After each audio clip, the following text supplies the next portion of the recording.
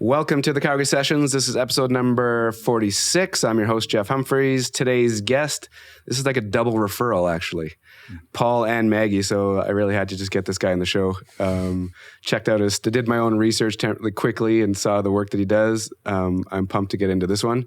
We have no idea where it's going to go. But name and how you want to kind of wrap yourself in whatever genre. Yeah, good to be here, Jeff. I've watched a few of your podcasts, and they are great. This will be better to listen to than see, hopefully. Double. Usually the guest is like, takes the, my ugly mug doesn't have to be on there. So this one, they're blessed with fucking 2 Neanderthals.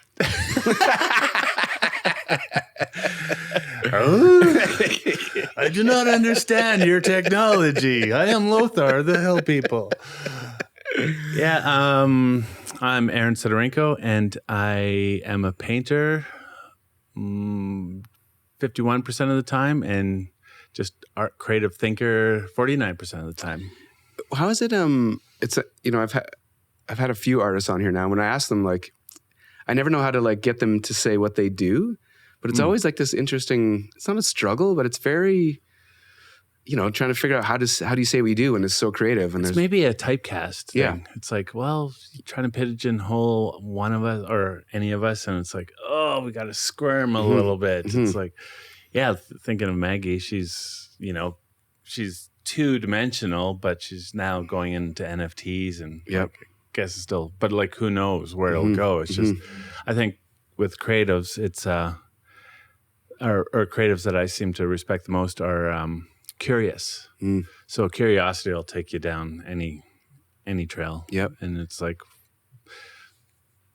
people want to say, you're on that trail. It's like, well, no, this game trail over here I want to shoot down. And so it's a bit elusive, but yeah, categorizing is always an interesting thing. It's hard. Yeah. And but there's a need to. And I'm like, why do we always need to?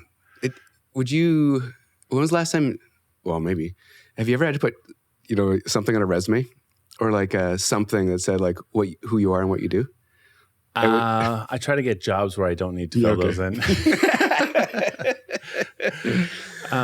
But yeah, it's actually, I've been, ordering stuff online like everybody else, which try to get the US or Canadian made, but they'll ask for a business and I'll say artist, bold type. Just like, there's no reason for it, but it gives me a little giggle when it comes. Aaron Sidorenko, artist. I'm like, oh. It's like they know me. Exactly. Thanks, guys. No discount with that, but. Whoops. Yeah. So you've seen a couple of these shows. The idea is essentially just your origin story, You go back as far as you want to go, Whoa. Where you grew up, how you grew up, and then we'll just kind of weave our way to kind of just the work that you've been doing for the last little while and what you're up to. Well, my parents had sex. Ugh, and that's a mental image no child wants to have, but delete. I said it. Yeah, take that out. The primordial ooze. My father was an artist. He passed away in 2014, but he's a better artist. He never really practiced. He was what I call a basement dweller. He's always in the basement waiting for the art world to come knocking, but they never knew he existed for more or less. Did he have it? Was it his full-time? Did he have a full-time job and the basement thing was like? He was a house painter full-time. Okay. And he did commercial back then in the 60s. It was mostly commercial, a little bit of fine art, I think, but the classes were like 4 or 5. He went at the same time as Ron Moppet, who's kind of a local pillar of Calgary. Yeah. So born and raised Calgary? Yeah. No, sorry. I was born in Lethbridge, LA. Yep. And then 6 months later, we moved to Sparwood. No way. Yeah, world's largest truck, right? Right? Mm-hmm. Yeah. The coal industry is just, it's booming. We saw it there. It's like, well, let's mine down our hills because it's done Sparwood just a world of good. But, and then so we moved back. Sorry. No, go on. Like full-time commercial? Part-time commercial. Okay. He had some full-time stints here and there. Yep. But 4 kids. What are you in the order? I'm second. Okay. The most balanced. Obviously. Yeah. You must be a second. No. Oh. I'm the oldest. Are you? Yeah. You're the entrepreneur. The the responsible one. Yeah, it's my brother. Was he doing it like the art stuff? Were you watching it? Was he doing things? Yeah, like... he had a little studio that he carved out in the furnace room. Okay. That was just magic to me. He had a big drafting table, and Yep. he wasn't painting on the easel so much as drawing, and he's very organized, like OCD, very manic in his swings, actually. But yeah, he had this pencil case that I always loved and cherished, and now that I have it, You have it? Yeah. Is it is it like canvas or what is it? Oh, it's just cardboard red with some gold embellishments or whatever, but it's just gold and red. It's my Russian roots. I shouldn't say that too loud right now. No, you're good. I'm out of vogue.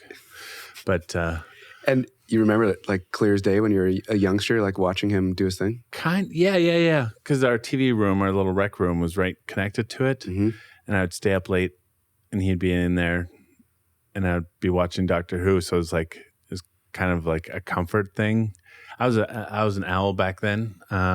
Kids will change that. I love the mornings now, which is weird. Mm-hmm. Yeah, I go a little squirrely when I stay up late in succession. But yeah, he would be drawing and doing layers, methodology of like trying to get something right for a client. So that was an early influence. And what kind of client stuff? Just logos. Yeah, signage. But like this is way back, way back. Yeah. What, you called me old now? No. You said it was the 60s. I'm like, oh, that's... Oh, when he was, yeah, he was doing client work, and he taught a little bit, I think, as well, pre me. Yeah. But that like huge influence. Oh, the influence, yeah. And I had some art kind of relatives on the other side, but not as full time and as deeply. My dad never wore jeans. Oh, he didn't. Bumped. Yeah, he was, because when he's a landed immigrant, okay, and so they trained over, and they worked the sugar beets fields, and that was the denim was the uniform of the sugar beets. And he swore off, even though I think he did have a pair, but he's always these kind of flamboyant striped shirt, pants, and no way, like Austin Powers kind of stuff. Yeah, that's what I was thinking, like black and white, like totally. Yeah, and so he never wore jeans in Sparwood. That must have been this like right. I've driven through there. Yeah, miners, loggers, manly men. Yes, and here's your dad wheeling around. Yeah. And he had gay friends that came to visit. So I don't know how that, but I think people were accepting or, whispered. Like it wasn't aggro everywhere of different alternative lifestyles. Yeah. But yeah, it was that was there. And the greatest teaching I think he gave me is like, get rid of your eraser. I'm like, oh yeah, live with those mistakes, work those mistakes, make those not mistakes. So that was interesting. Did he actually, do you remember him actually like pulling you in there to teach you or to show you what he was up to? Or were you kind of like off to the side? Just, it was always walking around eggshells with my dad. Like, I think he was undiagnosed manic, like his mood swings were epic. And so he kind of, once in a while, you'd hit that sweet spot where it was like, it was okay. And he would, put me on his lap and show me something. But that was kind of his space. Like the kids, well, we were mostly outside back in those days, but I was I was just a TV junkie. Like my younger son is today. Oh, no way. Screens. Yeah. Screens have gravity. What were your shows back then? You said Doctor Who, but what else like pulled you in? Oh, everything that wasn't the news. Oh, Greatest American Hero, BJ and the Bear. I don't know if you remember that. I don't remember that. No, one. No, that was a weird one. That was this truck driver had a monkey, a chimpanzee with him, and it was very. What's this relationship about? Oh yeah, and movies, just everything and anything except for news and sports. Couldn't get into those. Yeah, no-go zones. Yeah, waste of 6'5" flesh. Can't skate. Hate pain. Not running through people. Not running through people. Yeah. Sweating. Forget it. So, where did you go after Sparwood? So you're young, obviously, when you're in Sparwood, and then I had no recollection of Sparwood. Yeah. Then we moved to Calgary here. Okay. What? But my older brother was born in Calgary. Okay. And my younger brother and sister were born in Calgary as well. So everybody around me is, and they're all redheads. So coincidence? I think not. Something in the water. Flames fans. And they are all Flames fans with the red hair. Yeah. So how old were you ish when you kind of got to Calgary? Oh, probably 1 or... Oh, you're young. Yeah. Yeah, okay. 1 or 2. Yeah. So then how does this, how does it all start progressing? Like when you're in school, what are you up to? Like, are you actually like... reading deficit. The letters were reversed on me. I had so many learning issues. Hated school. And my girlfriend says that I have post-trauma from it. Just like the anxiety dreams that I had 10 years after grade school. Was like, but yeah, I finally kind of learned to read through comics was my gateway. Because images, right? And then I'm like, I need to know what they're saying. But I had 2 teachers in the family. They were so strong on, that's not spelt right. That's not grammar right. Still, I could hear them up in the sky telling me. But I was like, what about the story? The story? Like, that's more important than, do you understand the story that I'm trying to say? Like, you're hung up on the wrong letter. It's like, it just killed me. Yep. It flattened me out early. So school was always skipped so much. All the way, like junior high, high school? As soon as I could. You're just like, well, nobody's watching me. Yeah. And not doing anything better. Yeah. It was just too much. And then, of course, that snowballs, right? You miss a day, and then you have to catch up on homework. And I never did homework. So that just compounded in the grossest way. And I love school. I love math. Really? I love history. But just that one thing, if I had to write about, emails actually saved me in the 2000s. It's like, I have to email. And then autocorrect came. I'm like, now I'm a writing fool. I bought an old typewriter. I did take typewriting in grade 7 with a, strike hammer. Yeah. Which really helped my key work even still. But that's a great place to dump thoughts. It makes it fun. Were you, like in high school, were you all in on art yet? Like, did you know that you had this like creative pull to you? Yeah, art was there in junior high and first year of high school. And I remember my teacher really liked my work. What were you doing back then? I don't remember. Okay. Some drawings. You don't have any of it? Well, actually, grade 4, I did this one diorama and it was all paper. And the one time, parents back in our day never really looked over our shoulder or homework. They just pointed the finger and said, do it. But my dad and we built this diorama, and I had a good part, if I recall correctly. It was a landscape, and it looked like a topography, and it was all colored paper. And I brought it into school all proud, and teachers was like, who did this? Because it was amazing, right? I'm like, me and my dad. I think she gave us both credit, but it's a good project for us to do. And he videotaped it on 8mm, but I can't find the 8mm, unfortunately. Like a stop motion kind of thing. Gold, hey? Right? That's treasure that's lost. Oh. But then so high school, we grade 10, fantastic. The class that I liked, and I liked home ec too. I love cooking, but I saw my dad and the bitterness that art caused him. And it was just like, I don't want to go that way. I didn't know where I wanted to go, but I know art was just this resentful man making thing. And so I told my teacher, who makes money on art? And still true today, but but there's the design, the VC side, visual communications that, is honest work, but was that around? Art, I didn't know. In high school, was VC, was it there yet, or was it still early? It wasn't really discernible between, art was just a big umbrella. Yeah, okay. Yeah, it wasn't really graphics or not that I recall, or was there for. But, and the teachers just, you see the shoulders just slump because they really had no argument countering that. This guy's got to figure it out. Yeah. And I finished school, farted around for too many years. Yep. Doing what? After high school, working oil and gas, working for ATCO, reading. Okay.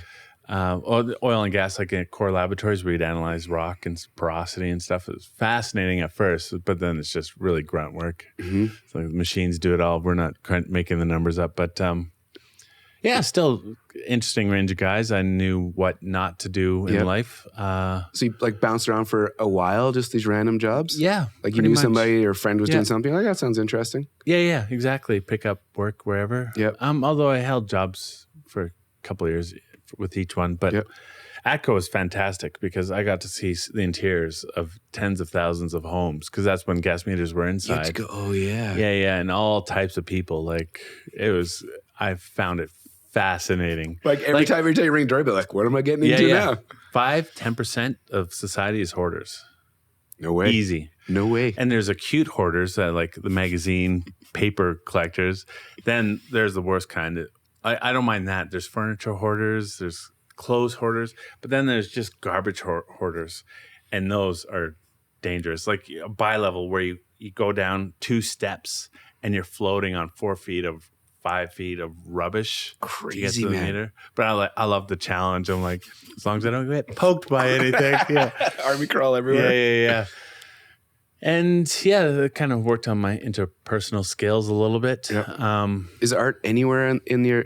I'm drawing. I'm doodling, Quietly? sketchbooking. Yeah, just Whatever. just keeping it sharp. Okay. Not with any intent. I didn't really know about commercial galleries. Yeah. I knew there's museums, but they don't really seem to show new art or contemporary art. What were you looking at? Like, if you were going to doodle, were you seeing something in the world that inspired you? Were you seeing magazines, or what was it? Yeah, I'm a kind of photo-based artist. Okay. I'm not a comic book artist where you just pull things out of your head, or an abstractionist. I love materiality of the media we work with.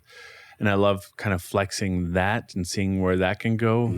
I still do that to this day of interest, where it's like it's honest, abstract. Where I'm not, the metaphysical string theory BS where people try to enriching the soils where they plant those seeds. It's like, no, this is just paint and different forms of paint. And seeing what comes out of it. But I'm photo based. I need reference material or life. I paint from life, not as much as I want to, but I try to flex all those muscles, those painting muscles, drawing muscles in my head. So back then, what were your like inspiration? Like if you're doodling, you're just like, I need to do something, or did you see like, were you looking at something like, Lisa was my first like real drawing of intent of like really trying to make the greatest piece of art to woo the greatest, cutest, receptionist of my my core labs. Yeah. What'd you do? I just did a portrait. I put a bunch of cones in her hair. Did you get a picture? Like we went and had a photo shoot. So I don't know how I knew how to do that. You were taking photos? Yeah. So you booked. Run me through this. I want to understand the whole process. She's at best, but she's an old friend from grade school, friend of a friend, and we found that we were working in the same building. I'm like, oh, this is nice. Yeah, she's huge. Flake, maybe, possibly it'll come back. I don't know. I think most people agree, maybe even her. But I asked her out. We had a day off together. It was a weekend, of course, and then we went to Edworthy Park. No way. And we did a bunch of photos on the rails, and I put cones in her hair and some magic. I'm not a photographer at all. It's a whole art that I suck at it, because I like working from a bad photo, because then it's a good excuse why whatever turns out, well, it's a bad photo. Lock it down. Yeah. I got this. Exactly. But I just need an idea of how things work, light, play, form. Yep. And what kind of cones? Pine cones. Okay. Yeah. Okay. So you like kind of like you set her up. You set her up. Yeah. Down the tracks, kind of. And the one that I chose the drawing from, she's close. It was a tight shoulder head. Okay. Because her hair was just magic. It was just as blonde with these really dark cones. Cool. Poking out. Yeah, it's a great image. Be nice to have the photo. I think I gave it to her mom. I don't know. It's probably decorating their garage. Hopefully not the bin, but. So you shoot this, Mm-hmm. go get developed. Right. Yeah. So you go get developed, then you have this like a starting point, and Yeah. then you draw it painted, or what do you do? Yeah, just draw. Back then, actually, I still work from grids. You'll grid out the photo, Okay. and then you'll just ratio it up to the paper or whatever canvas. Whatever size? Yeah, whatever size. Okay. I love the structure, like the math involved. Maybe, art and sciences are really close. It's just artists are too lazy to know the formula to get to the certain test to the beaker. We just want to jump right at the beaker and, shake it up and see what happens. But Maybe light it on fire, maybe. yeah, we're both curious. Like we want to see an end result. Yeah. That was your first kind of like First thoughtful kind of like process right? driven. Like I want to make this a piece of art Okay. to woo. And how was it? Like how did it turn out? I was pretty happy with it. Yeah? Yeah. Do you remember it? Like how you did and what it looked like and like what medium? Like, Generally, yeah? memories are a funny thing. It's more emotions, right? We remember the feeling. I remember being content with it, which has never occurred to me since. I was just going to say, that's a rare feeling. Yeah. Oh, yeah. What is it? What's that? That why is that feeling so rare? Like as soon as you finish something, you're like, I've learned it's to be okay with not being okay with work. It's like your Siamese twin. It's not a marriage. It's a conjoined twin that you just have to live with. And it's like, we share organs. I'm okay with you. Sometimes you crack wise and it cracks me up, but it's okay. It's drive. I use being discontentment with my work as fuel. next time's gonna be better, different. I gotta keep going. Yeah, keep trying because I've seen artists where they're like, yeah, this is gold, and the work hasn't changed for 20 years. So, feeling discontent about it, that it's like it allows you to be like transformative over like just that constant push to go forward. Yeah, absolutely. Yeah, and it's okay to be content. Like I've had a couple where I'm like okay with. Actually, there's these in art school. Fast forward to art college, ACAD. I did these big paintings of flowers. Like what's big? 4 or 5 feet. I did a couple of 8 feet ones. Yep. By whatever 40 inches. Yep. And lilacs. I was in love with lilacs, and I was a lazy painter. I would just try to grab the tube of paint that's closest to those flower colors and mix that. And I was so happy with it. And I kicked ass at the show and sales. I missed the first one, but I saw the lineup down the hall. What year is this? 2000. You and Daycat in like 2000? Yeah. Okay. And I was an older student because my ex-wife, she totally supported me. She was great with go to art school because I was going for my paramedic possibly, but I'm like, oh yeah, I hate Okay, let's go other back. people's blood. Hold on. Okay, now I'm jumping around. No, I'm scatterbrained. No, we're good. So, I'm gonna cut you. After all these random jobs, Echo, Just because you heard I'm a paramedic, you're going to cut me? Nah, I could suture my... No, that was pretty good, actually. I'm going to be on my toes today.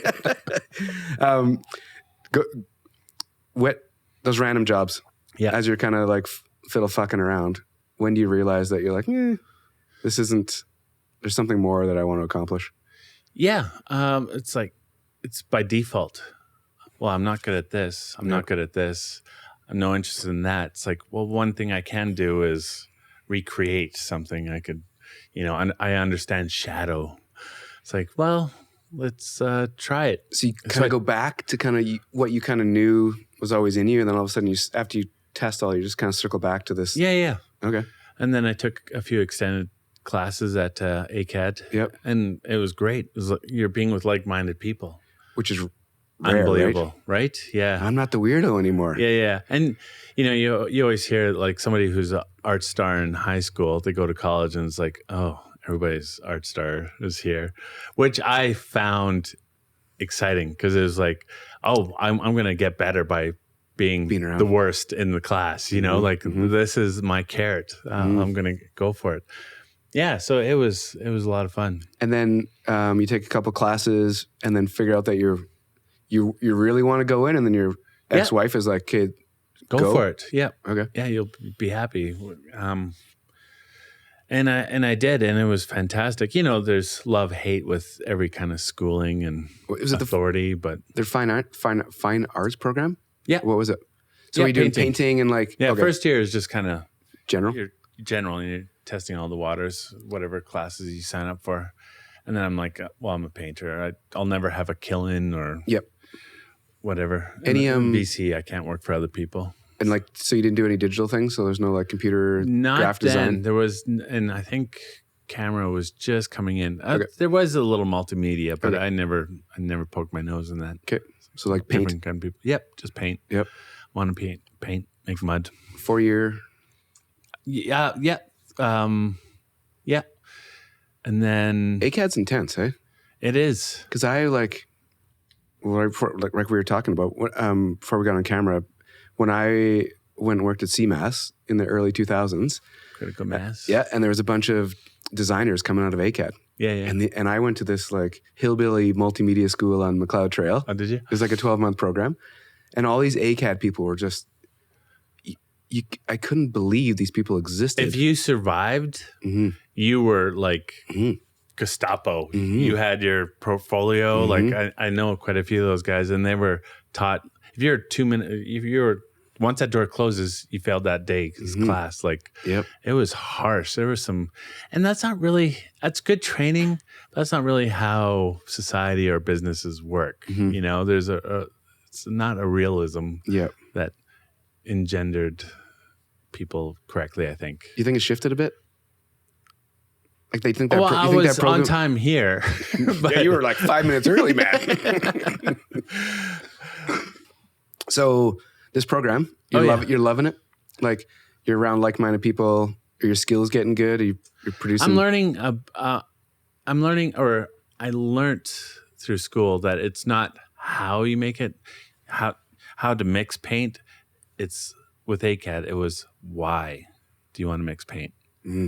And they don't give you that in the orientation, unfortunately. It's like, that is some critical information that I could have used. Because I have 1,000 ideas, but I don't know how to execute them. And a lot would argue that, they do, but we saw very, very little of it. I think on the VC side, there's some watercolor classes that were in that area, but we missed out. Which, because they want you to find your own language, your own work, your own hand, right? So they won't grab your hand for that, which was fascinating. And that lilac piece, like you remember it?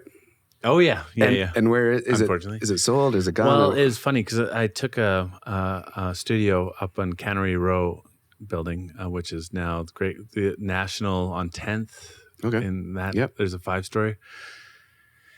And worked there for a few years, and I passed out a lot of cards when I was at ACAD. And then this painting contact came back to me, and it's like, we redid our design. Our designer redid our interior, and the painting just doesn't work. Do you have anything other that we could switch, and we'll happy to pay the difference? I'm like, oh yes, I'd love that's because artworks when you're early in your career are like babies.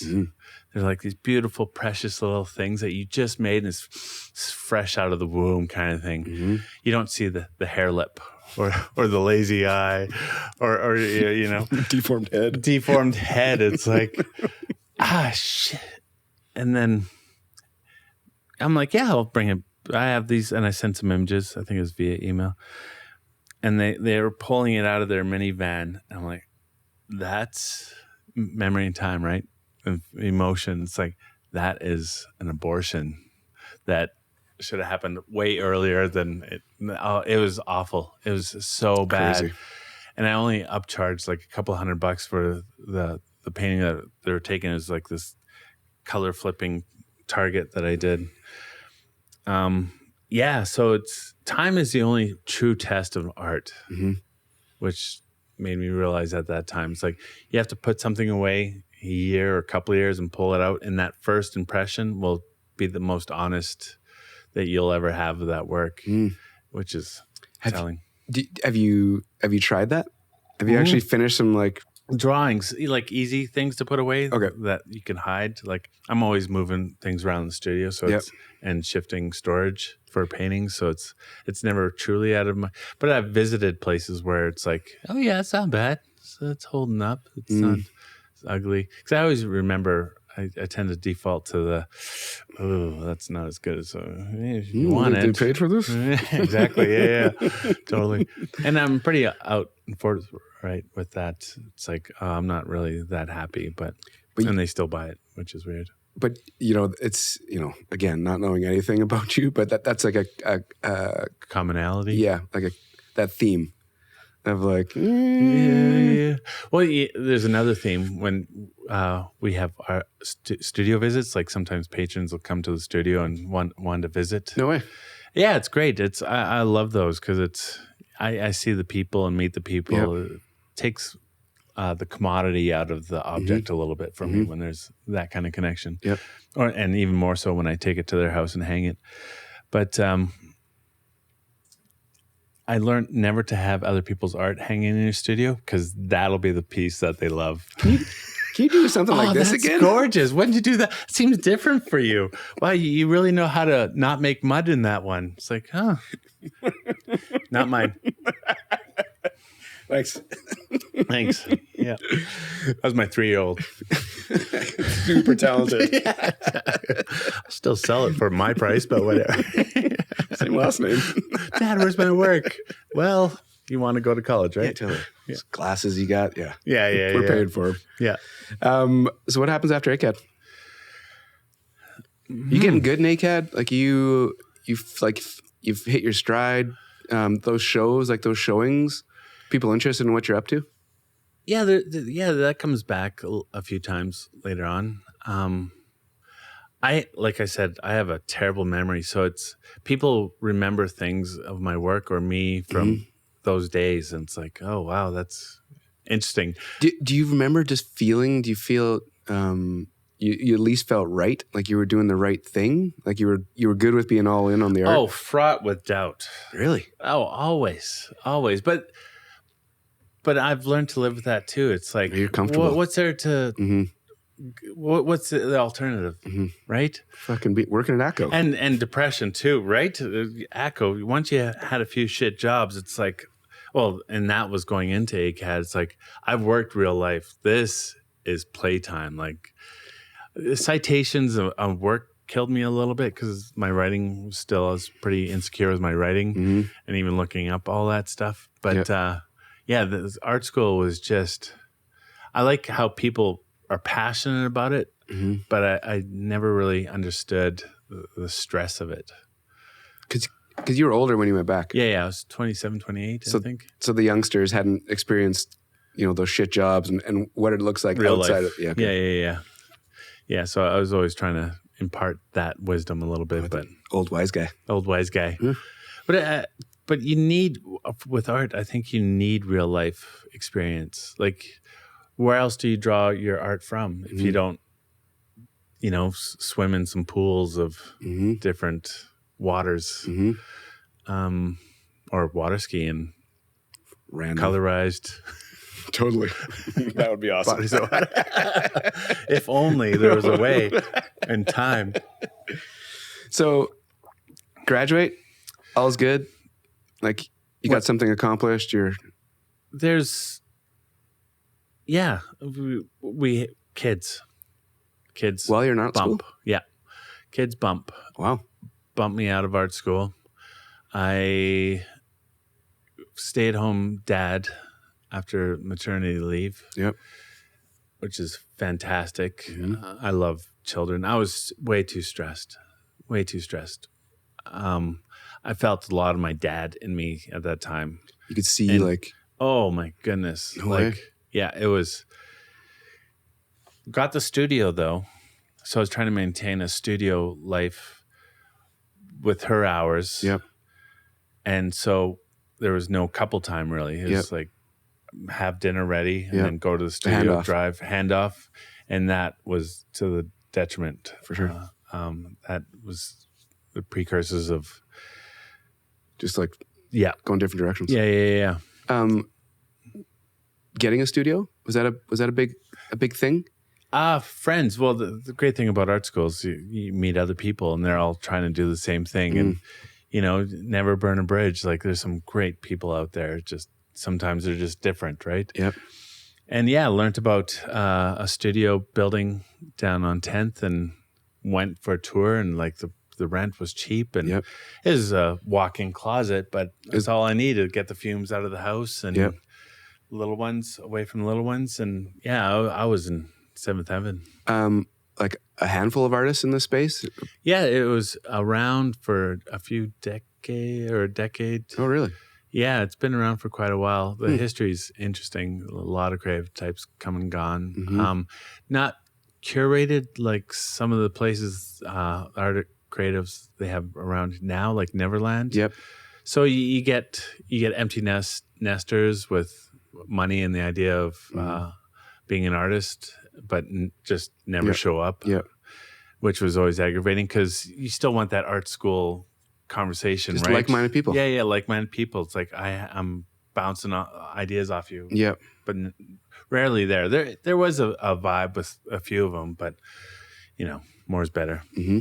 And you knew right away that you needed to kind of like have that outside of the house versus like I did taking over a room and going to the whatever. Yeah, although my studio's back at the house now, but hopefully matured more. But distraction is killer of production. Like the laundry, the grocery shopping, name it. Home ownership is just fraught. And in your process, do you need to be like all in? Like when you decide to go to the studio, are you in there for whatever time you need to be there, or is it like my bladder will burst. Sometimes you hit that flow state that I'm sure you've come across with musicians and other where it's just 6-8 hours and you're just like pain and food and and it just happens. Yeah. It's great. To get there is an issue, though. To get to that point where you're flowing. Yeah. Because you can bang your head against the wall for weeks or whatever. And sometimes you just have a mess. Like you have friction, right? You have things just a little bit in your way and just enough to keep you out or stopping from doing things. Money is, of course, a big one. There's that one. Yeah.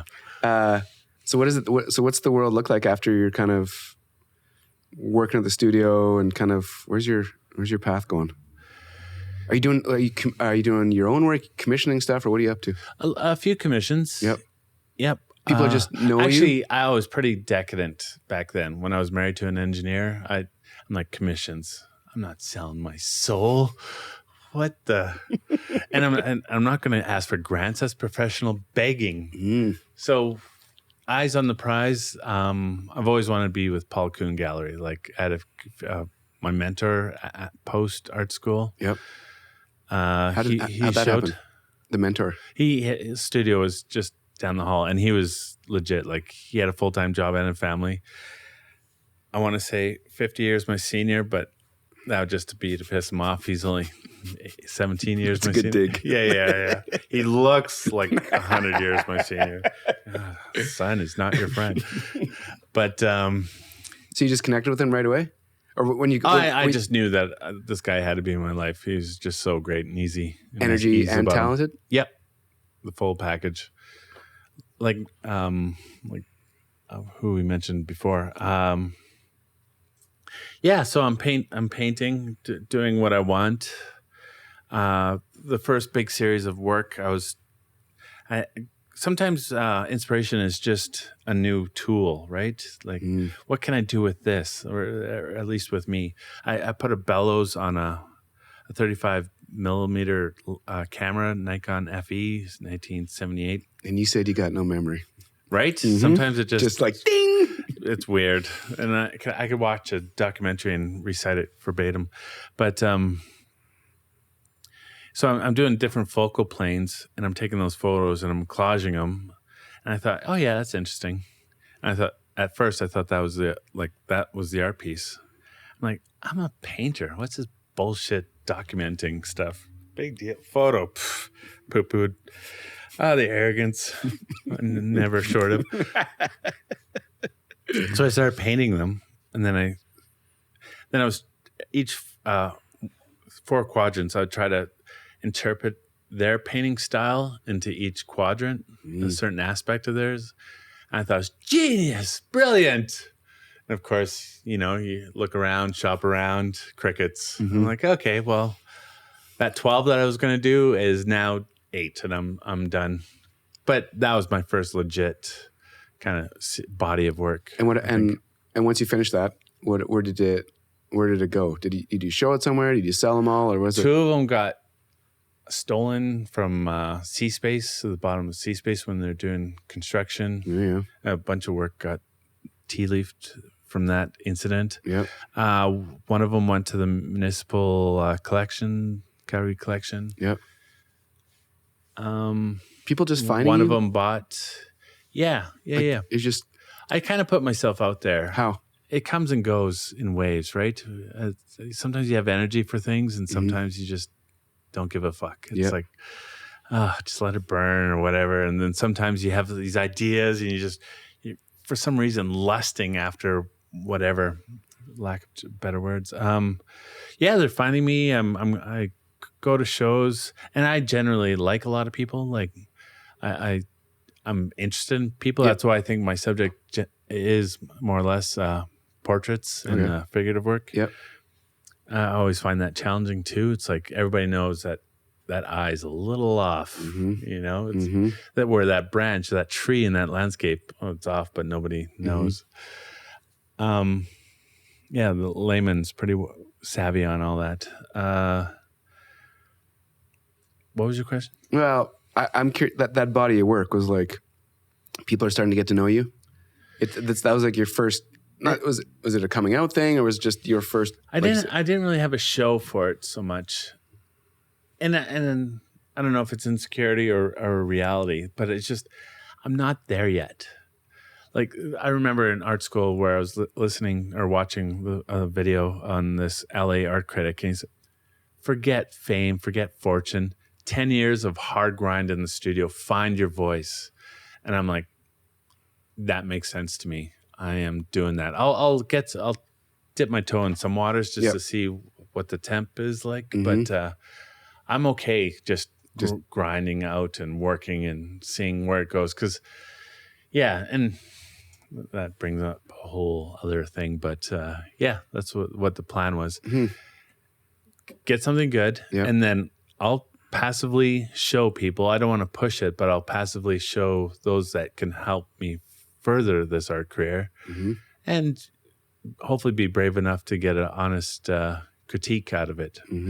And that happened a few times. I'm like, okay, I'm not ready yet. Like, I'm not ready. But you were like, you knew though, you still had this 10-year, whatever that, you had a long duration that you were working towards before you knew something would actually happen. Well, I didn't know, but I was working towards it. Yeah. Yep. As goals. And the mentor? Get like... we're best friends. But during this like long process, were you getting feedback from him? Was he like... yeah. He was my number one for sure. Yeah. His approach on painting is not exactly aligned with the ideas of mine, but there's still a lot to trench out with his comments, which has been very beneficial. And still to this day? Oh, yeah. You guys are... Yeah, we're pretty tight, yeah. Cool. Yeah. So this long journey, whether it's a decade, whatever the number is, are you out of there? Are you... Well, then another child happens. And that was when I was really productive. I'd take from Hidden Valley to downtown. I'd just hop the transit, the express bus, whatever. Yep. It was fantastic. I'm like, this is the way to travel. You could read a book, kind of get yourself just lay back. Oh yeah, love that. Early in the morning, like arriving at the studio 6:30 or 7 in the morning, and then putting a full day in the studio, and then heading back home is great. And then the missus was there. It was fantastic. Yeah, it was a great year. And then the drift happens after that when I'm back to Mr. Mom, and then we get divorced, and that just puts a monkey wrench in the spokes. Scheduling, as far as plan goes, ideas of plans. Yep. And then, actually, depression's pre divorce, of course. Yep. And then, self-soothing with the wrong vices. Chasing it. Yeah. And then getting wrecked by that. And then thankfully some great people holding me the time where I needed it. And also surprising those who didn't hold. Right? I don't know if you've been married and divorced. No, I haven't. Yeah, it's best to be avoided. And then, they kind of went to the wayside. Are you still painting during all this? Like trying to paint? Or are you I'm still holding on to the studio. Yep. Somehow making rent for it still. Yep. Different energy when you're painting though? Like I painted my boys. I painted my kids. And I thought I never would. Because I'm like, oh, it's a trope. Everybody does that. But they were. When you have kids, it magnifies things. It's like, oh, I feel bad because I'm not seeing them as much as but I would feel bad without them, but I feel good. Like it's just this big mess. Like they enhance things. Like I still can't articulate it. Like they enhance both sides. Like Yeah. The good and the bad. It's just it amplifies it too much. And just almost like you can't even. I'm paralyzed. Yeah. I don't know what to do. And then ideas of my daddy issues. It's like because there's 14 years where I didn't talk to him. 15 years where he was just gone. I'm like, oh shit. Okay, well I don't want to be a deadbeat dad. So how do I do this with next to zero money, still trying to be an artist? Because now I'm living the romantic life of the artist, which is bullshit. But complete. Yeah, exactly. So you were like, to stay focused on the art, you were like, it took a lot of energy when you're going through all this shit. Yeah, but it was also solace. It was. I'm glad I had it. Do you paint in silence? Do you have music on? Do you like? Yeah, music comes and goes. Same with podcasts. Yep. And my mentor, he painted in silence, and I try that out. And it's hard to begin like each kind of studio day in silence. But once you're in, it's great. Silence is nice too. Yeah. And sometimes when it feels like you're just filling in space, a podcast, really interesting podcast is great. Yep. Music is a nice way to jazz up if you're just kind of humdrum to kick things around, hopefully clean the cobwebs. But yeah, it's interesting, all that science of it, of listening while painting. I really believe in, what's that called? Oh, meditating. Oh yeah. Yeah. Meditating, things will happen, which is with music answers. No, just quiet. And we have a pretty great library, mostly art library. Yep. And just go through a few books and just kind of sit there and just dwell on an idea or a problem. And problem sounds too pejorative, but an issue or where you want to go. And it's like things arise out of that, which is fantastic. And that's kind of new to me. Which experience puts you down that path? To be thoughtful enough to realize that this could be a beneficial thing, like you 15, 20 years ago. Right. It's not even on the radar, right? Yeah. That's all new wave thinking or whatever, hippies. But now it's part of my kit for sure. I don't do it as much as I should or want to, but I know that it's there, which is great. It's good to have. Yeah. So where are you on this like long journey now? Are you like right now today? Are you kind of? It's been 10 years, like that when you heard that, is you like 10 years into this? Yeah, no, I'm in a fantastic gallery, Paul Kuhn Gallery, that's on 11th. How recent is that? Well, got divorced. Yep. Got a job with World War II vets in the Colonel Belcher. Yep. And the area I was in, they had different stages of dementia. And I didn't really want to bring art into that for the reason I forget. Yep. And I was a recreational therapy aide. I was singing karaoke, which thank God they had short-term memory. Really? They would forget. Oh, that was the job? Best job. It was a whole bunch of different things. Yeah, it's entertaining. Can you sing? Oh no, I can. But you're like, these guys, they'll forget it as soon as I'm done. Katie, no way, man. It was awesome. It was super awesome. It was nerve wracking at first, especially karaoke. But I loved all those guys. How'd you end up with them, and how'd you end up as like the artist friend's wife, Mrs. Okay, got me the job. Yeah, they reached out and really helped. And just fit, just like you're like, I can do this. This is like I'm going to entertain and just be around. Yeah, I'm like, there's a tea caddy. Can I serve tea? And I was like, well, that's why it's there. I blew the dust off of it. And like, I love my grandparents. I love oldies. Like, that's why. Good question. I think untapped resource, right? Like so much wisdom. And I learn from other people's wisdom. I don't have to make them. I make my own mistakes, but I think mistakes can easily be avoided if we just 2 ears, one mouth with everybody, you know? Yeah. And it's interesting though, because especially in today's society with like social and digital, how like all these youngsters have big platforms and people look at them as like, oh, they have all these things figured out. Influencers? Yeah. Meanwhile, I hate that word. There's the older generation that's laid the foundation for everything. Everything we have. Everything. Yeah. Built society, the least crime that we've ever known, the least war up until recently we've ever known. But these gotta dance. Yeah. I gotta learn those moves. Yeah. Like really, that's information that's valuable. That's part of life. Like that's helps sprinkle life. But I wish these old timers would, impart. That'd be a great social platform where it's just you can't be on it unless you're 70 plus. And you think about all these the older characters that have accomplished, whatever it is. They could have started a business. They could have been some crazy artist, musician. Yeah, they played all the gigs. They rubbed elbows with the who's who. The minute they're out, it's like they didn't exist.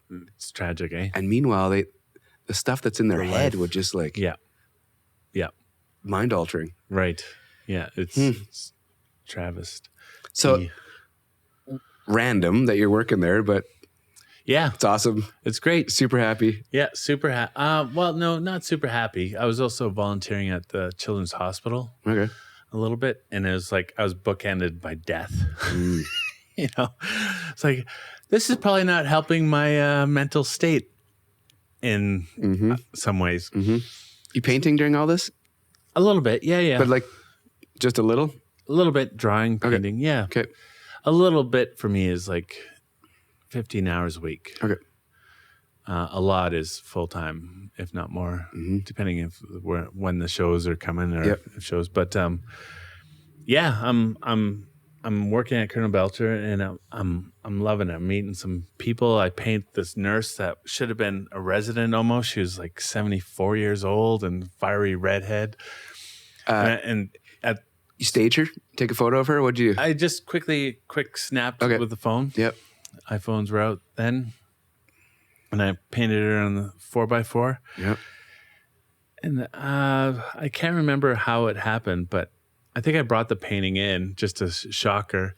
And the floor manager loved it. So we put it up on the wall, and people identified on where to go. No way. Out of the foyer. So when you get to the nurse, turn left? Yeah, exactly. It's great. I should really see how she's doing. But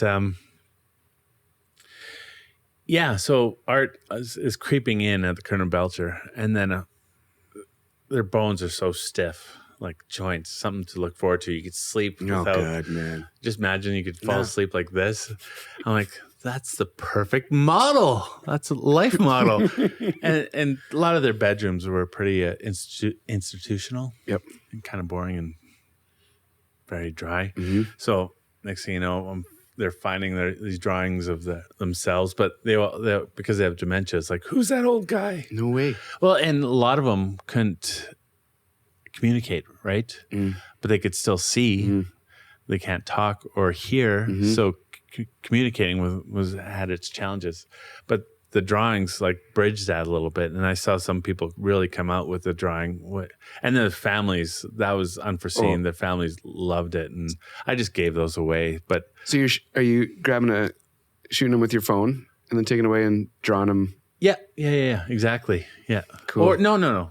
I was shooting some photos because I just love their faces Yep. and I wanted that memento. But I was working from life. I was having just them sit sit with in the me. room? We'd make a tea. We'd have a tea. And Just like wheeling your drawing legs. Yeah, and it's usually I threw this big tea party, a table twice this length, and I would try to wheel them because some of the nurses would seem to put them to bed too early for me. Like I don't know what the rules were, but I'm like 7:30. That's a bit early. Mm-hmm. I'm gonna steal this guy and tea, and we have free cookies, all we can eat, and they loved it because I bought a few of the teacups, but they had a pretty substantial collection, thrift shops, and like fine china. Cool, yeah, full deal, and they got into it. Like I learned, so and so's cousin was gay as Liberace down in Grassy Lakes, and everybody knew he was different, but he was a great guy. I'm like, oh, this is like dirty 30s. Mm-hmm. I'm like, oh, this is really interesting. Not history books, but oral history, right? Yeah.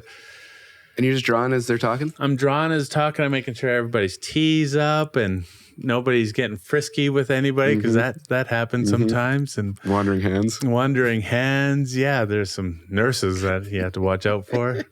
But yeah, it was awesome. But unfortunately, you establish these connections and they pass away, or even worse, palliative care, which you just see them go down like. And it's like that really affected me, and then my job started suffering. I was like, I'm going to be late. I'm going to leave early. It's like I can't, and I didn't have the balls to go. I can't do this anymore. It's like this is too lazy to look for another job. Maybe I don't know. That was hard, and I regret. People that live a life without regrets is like they're always suspect to me. I agree. It's like really, you're not thinking hard enough, or you're denying, but anyway, tangent. Nope. But if you go through life without it, like, are you that blind, or you're not living it? Yeah, you're not trying it. Just coasting. Yeah, just coasting. Ugh. These drawings, do you have any of them? Or did you leave them all with the families? Left them all with the families. Yeah. How many were you doing? Like 5 a week? Oh, I only worked part-time. Okay. Because I wanted the studio practice, and it was enough to, tread water for bills and stuff. Yep. Pre-child support, before the lawyers and all that. Then I needed a different job, but so you ended there, or what? And then what? How'd you get into this gallery? Well, I took photos of the work, but then I changed phones, and I thought I lost these images. I'm like, a few years later, I want to paint these guys. I want to, because when I paint somebody from photo, I think about them, and I'm back there with them. And those memories, for a piss poor memory guy, they're like it's amazing. Right there. It's the laughs, the giggles, and my girlfriend finds it in what's that, Dropbox? Oh yeah. Somehow you got backed up in the Dropbox. You're like, yeah. I'm like, wow. 5 years later, so I do a show, or I'm painting them just because I want to paint them.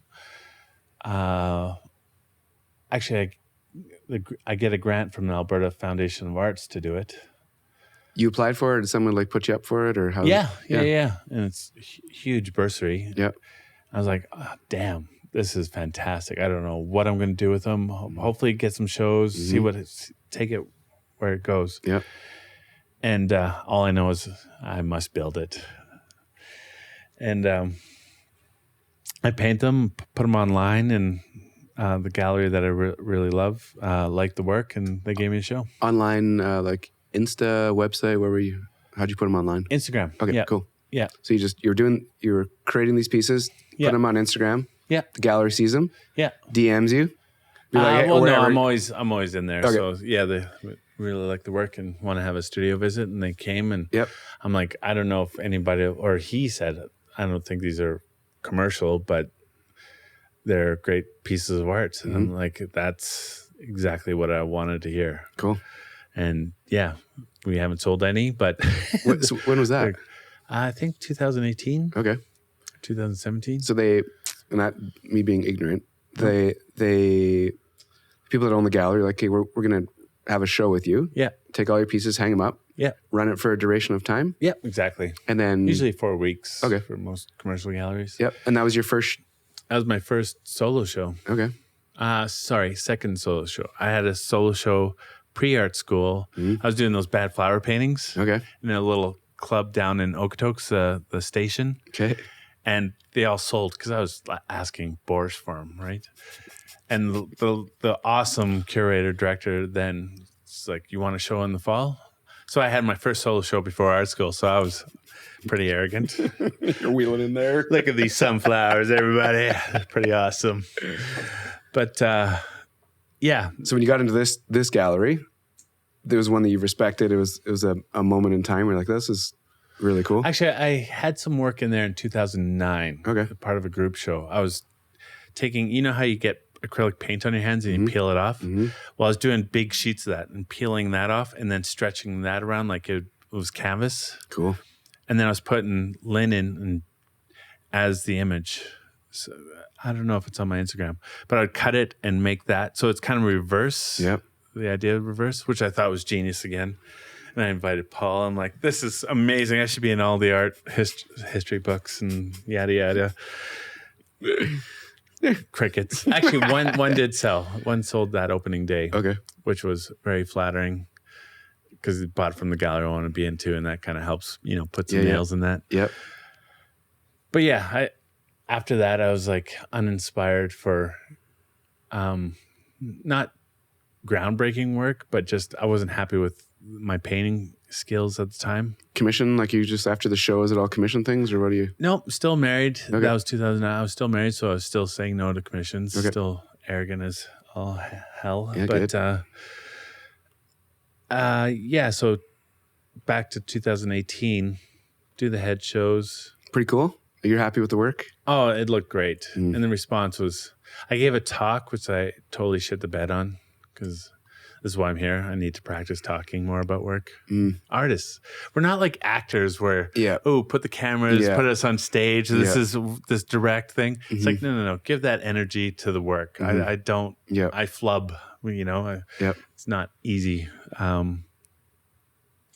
You're fucking smooth at it, so take that for what it's worth. Really? Yeah. I thought it was, stuttering a lot. Nope. Oh, damn it. Locked down, buddy. So yeah, the show, people, and I still hear, and it's weird, I'll run into new people and they'll connect me with the work and they'll be like, oh, that was a great show, that's super flattering. Yep. But the overall, I just want to say is like, I don't care about fame or fortune. I just want to live the lifestyle I want to live. And whatever this is what comes the most natural to me, or not easy, because it's not easy, but it's just, I just want to be able to keep the roof over in the studio, the bed, dry and warm, and the paints, like all this, so many artists are competitive. It's like, I don't give it. What? What? Maybe as a metric, we'll compare ourselves. But I think, I was doing that 20 years ago. Sales metrics? A little bit. Or shows, like, where are they showing? Been here 5 times. Yeah. It's like, I don't care about that stuff. And I don't know if it helps to care. But it's interesting. It used to bug me when bad art sold. Yep. Like really bad art for a lot of money. And it's still kind of like makes me twitch a little bit. Yeah. But at least it's original now. Like my attitude's like they're buying original art. And that artist is buying paint where I buy paint. Yep. And like the empty nesters, they're buying paint, which helps keep the prices down of everything. It's like, no, there's benefits. It's just, You got to step back and just like, okay. Yeah, it's all good. Like I'm sure I would have punched Andy Warhol in the face when he was alive. Like, you are annoying charlatan, Like you're just reusing images. Duchamp did that, predates you by decades, and here you are, success. It's like weird, but like you got to let that go because that doesn't matter. It's like chase your own.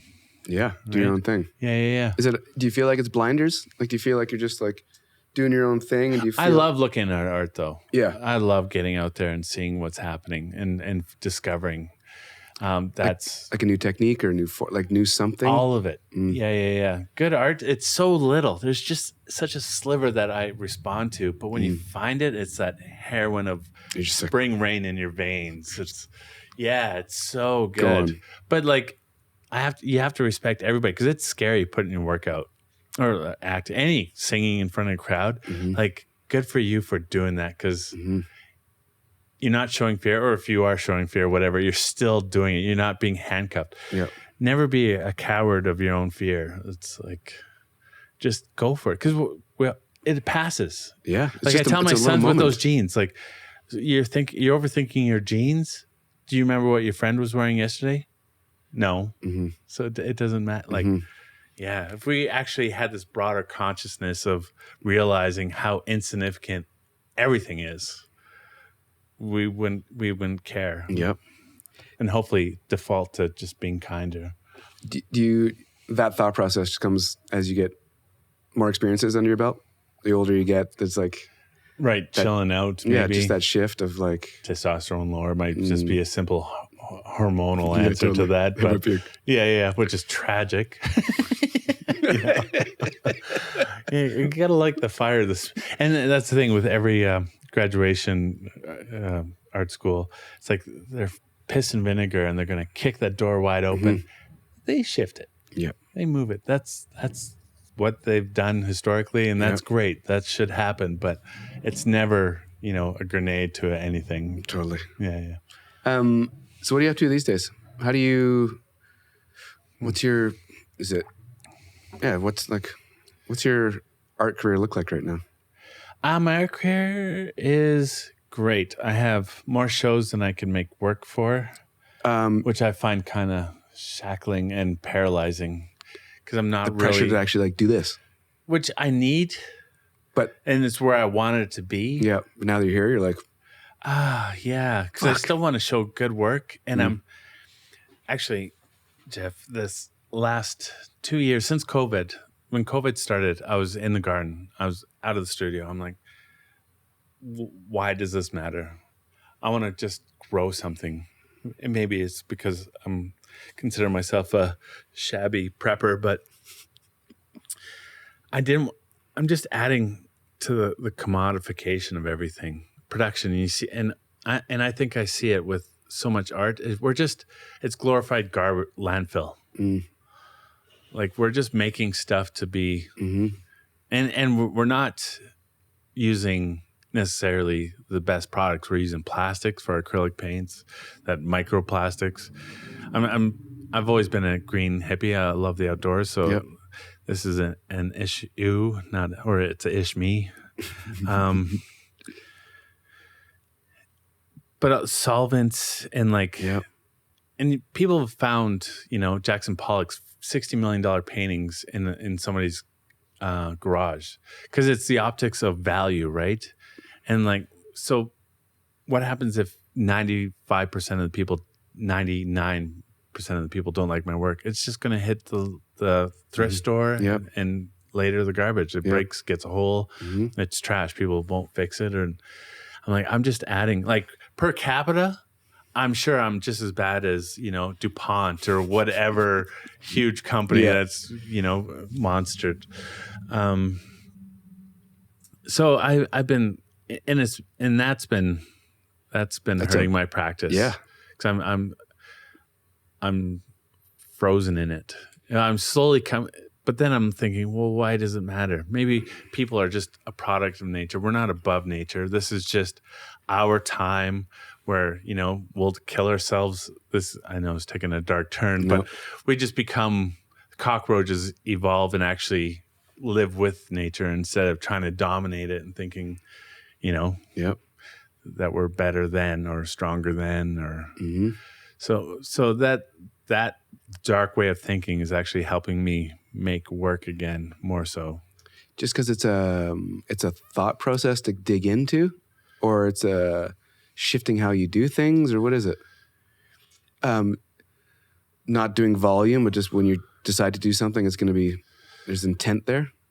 A bit of both of that. Like artwork for me always takes as long as it takes. And I've had pieces, a little 8x10 that I've worked on for like 4 years. No. Oh yeah, just back and forth and leaving areas and sanding it back down, and it's interesting. But yeah, process is a funny thing. But I don't know how to help the situation. I don't like. Right? You probably just keep moving in a direction. I don't want to, or sorry, going back to like just producing for the sake of producing. And I think that's how you grow, unfortunately, as an artist, a visual artist. You have to do. Like inspirations for amateurs, as a famous artist said. It's like those who just show up in the studio and just hammer on those keys or swing that brush, like you'll make your own inspiration. Yep. And I 100% agree with that. But unfortunately, like it supplies. Like, yeah, I'm in a conundrum of it's an interesting spot. What to do, and it doesn't feel good. But it does when I'm actually painting, and I try to leave that at the studio. But yeah, it's just trying to make it count. But then there's that pressure. Because because you're like, this is my time. I need to do this. Like, yeah. It's just like being limited. Okay, this is an $80 bottle of tube. I can't do risk or explore new ground with it. I have to do what I know with this. It's the mental version of that. It's like, I have to make this good because I don't want it to be in the landfill for at least 1,000 years. Like, I don't know. And with these multiple shows, this thought process, multiple shows, it's a spot right now. Yeah, exactly. And there's a lot of grinding there. And it's weird because when you're in a studio, you're in your head, right? You get naturally, especially when there's no stimulant. Of music or podcasts, and you just ruminate on things, and that is the mother of depression. But thankfully, I haven't had a touch of that for a few years now, which is great. But and how do people find you? All online, word of mouth, being in shows, and like all that. Yeah, and I work at galleries sometimes. I'll gallery sit for galleries, and I love when people come to galleries because it's less and less. Everybody seems to find their creative itch somewhere else. But then they're usually creative types, right? Either patrons or doers, which the language is easy to translate. Yeah. And you like interacting with them and it's just a different. It's Instagram has been great. Yeah. Yeah. Dude, it's set up for artists. It absolutely 100%. But the thing is not to get sucked down that wormhole. It's like you set and forget kind of thing. For sure. It's inspiring because you realize how many, like that 1% of artwork that, I formerly mentioned, you could curate your feed where it's like every scroll is a hit of the happy hormone because there's not so like 8 billion. There's 100 artists that really do it for you, but that's still a huge time sink. For sure. Has it opened you up, obviously I'm guessing, to find new artists that you're like, wow, like a little moments of inspiration? Online, sure. I'm kind of tired of that though too. Because it's a double-edged sword. Yeah. It's kind of like, well, what do I have to offer? Right. Oh, this person already got this subject that I was trying to chase, and the technique is beyond me in years. But but then it also is like, wow, how much is this message? Yeah. Why can't I own this? And it seems like a lot of artists support a lot of artists via Instagram. That's cool. The community you've built online. Do you appreciate what you've built and the people that are in your world now because of Instagram? Huge. Yeah. Facebook, early days, I started this with the help of a couple others, People's Portrait Prize.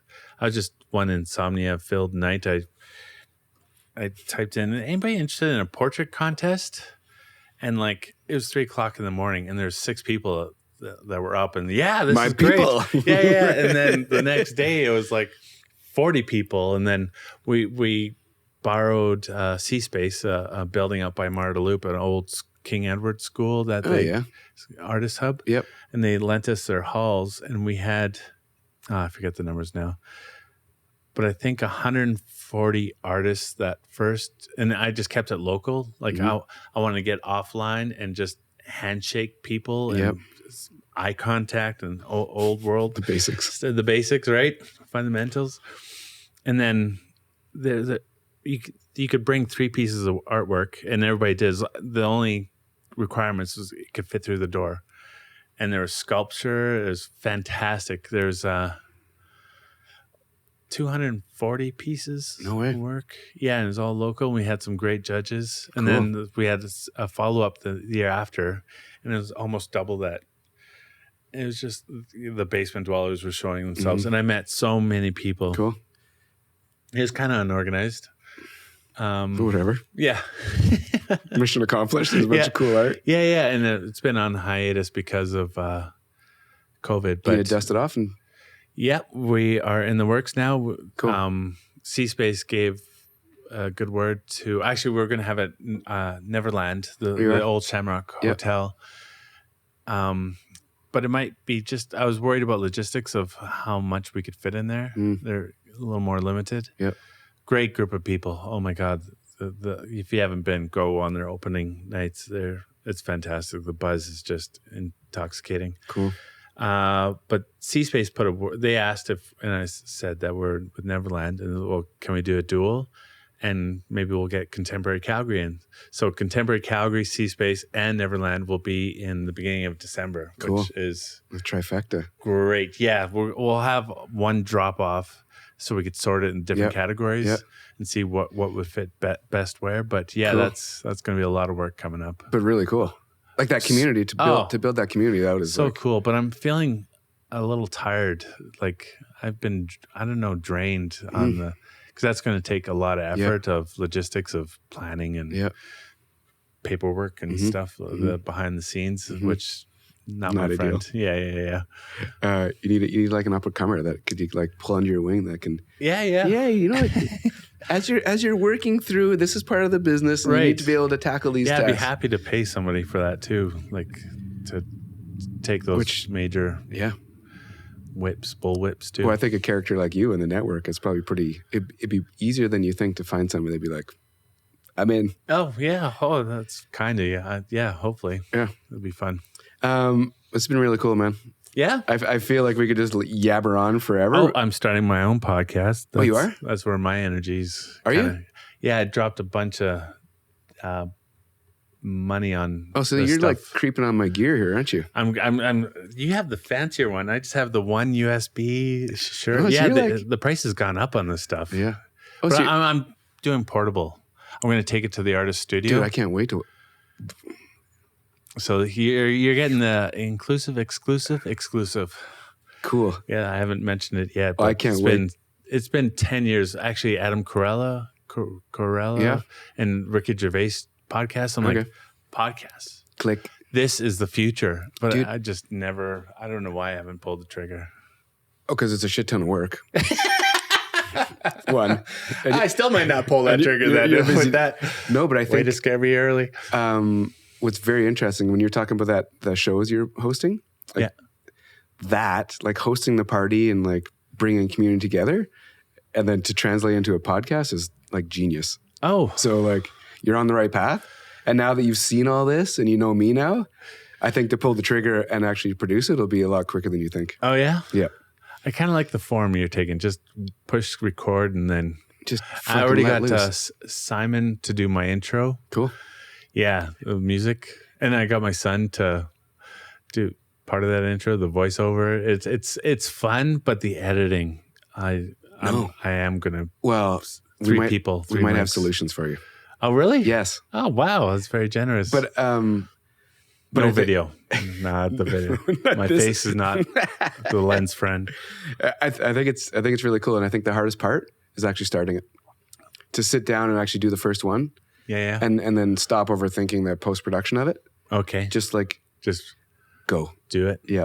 Which would be really cool. The Band-Aid effect. It'd be really cool, right? To build that kind of community in Calgary or wherever you decide to go or whatever it is. Well, it's an art Yeah. being on your side. Like there's a few people, that have hashtag Me Too out of society that were fantastic at being let the guest do the talking, and you're really good at that. Like, and you just spur, just keep it going, the flow. Yeah.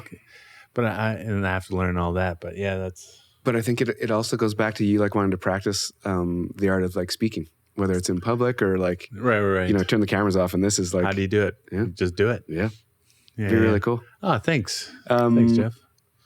So there's only one question I ask the guest. When I say Calgary, where does your head go? Calgary. I think of the skyline looking west. So perspective-wise, where are you sitting? I'm a bird. Okay. Yeah, Calgary. I love looking Calgary. west through downtown towards the mountains? Yeah. The Calgary Tower is there. No other real building, but yeah, just that kind of old, CFCN, I think, view of, I think of Buckshot for some reason. Yeah, CFCN's got you, hey? The tower up there. What do you think of Calgary? I don't. The way I think about it's everything to me, and I mean it's given me. Yeah, it's given me like it's family, it's friends, it's work, it's community. It's just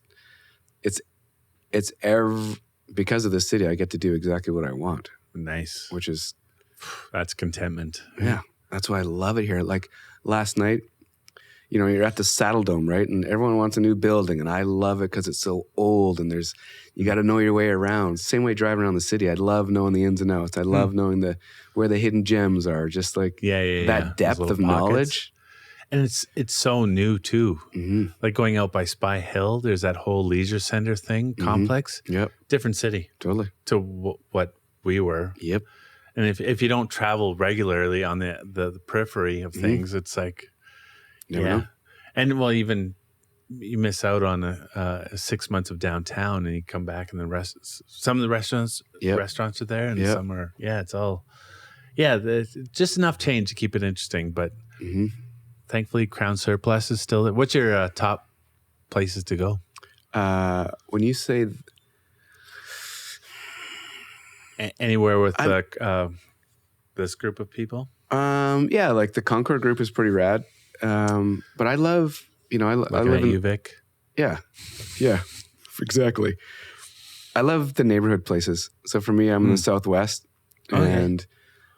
There's a place just down the street from me called Savino Pizza. Oh yeah, I've heard of it. It's this Italian masonry. Yeah, that has I think he used to travel around to like food truck stuff. Okay, when COVID hit, put the trailer in his backyard. He's got a stone oven he built in this trailer, and he's open Thursday, Friday, Saturday, and Sunday. I love that. And pizza's unbelievable, but it's like that stuff. Yeah. Those you need to know. Distinct, in the know spots, and like great people, small, like, I'd rather go to an unchain than a chain. Right. There's a taco joint on Memorial called Tacos Memorial. Unbelievable. Really? Unbelievable. Not at the intersection of 10th and... So straight up Memorial going east. Yeah. And then I think it's, where the Home Depot is and like Olive Garden. Yeah. And then kitty corner, there's the Petrocan. Yeah. Right beside the Petrocan. That's good to know. But... You would never know. That's why I love the city, right? Yeah. You just there's all these little markers all over that. Yeah. So you don't like Woody's? Shanks? Not. Do you remember Woody's on 17th? Did you ever go there? Woody's Tap House. No. It was like it had karaoke on Wednesdays. Yeah. And it was bonkers. Same people or same group? No, different. Just randos. I have no idea where they went. But yeah, man, Calgary let. If you have the right community, you can do whatever you want. And there's so many different circles. Yeah. I was hanging out with, they take papers, like museum stuff, and they make sure it doesn't fall apart, conservators. Mm-hmm. And being around the lunchroom table with them talking, I was in a different world. Like even what they think is popular culture is completely different from, and it's not necessarily Calgary based, but there's that opportunity to be around, my engineer X, like those circles. And that's really like the armature of our city is oil and gas, right? Mm-hmm. Love it or hate it. Yeah. But their conversations were so interesting. And there's sometimes crossover. I always think of Calgary as like 2 degrees of separation. Yeah, I just love a it. big, small town. Love it. Even regardless, whichever is whatever your field of interest is, you'll know somebody through one other. As long as you're a good person. That's what I feel like, is that there's like this, because we can say it, and I feel the exact same way, but you got to be doing the right thing. You know, you have to be actually Good a good vibe, human. good vibration. Yeah, that you're like attracting frequency. like-minded people. And then all of a sudden the connections. But we both know Paul. Right, so that fucks that theory. What up, Paul? Thanks for this, dude. Oh, you're most welcome. It was a nervous wreck of a good time. It was super cool. Thanks for having me. Yeah, man. It's just, like I said off camera, I really love sitting down with artists because just their thought process. I'm sorry I'm tapping the table. Hopefully that doesn't good. transfer. We got Brian, don't worry. Okay. Thank you, Brian. Yeah, okay, well, thank you. Thanks, Jeff.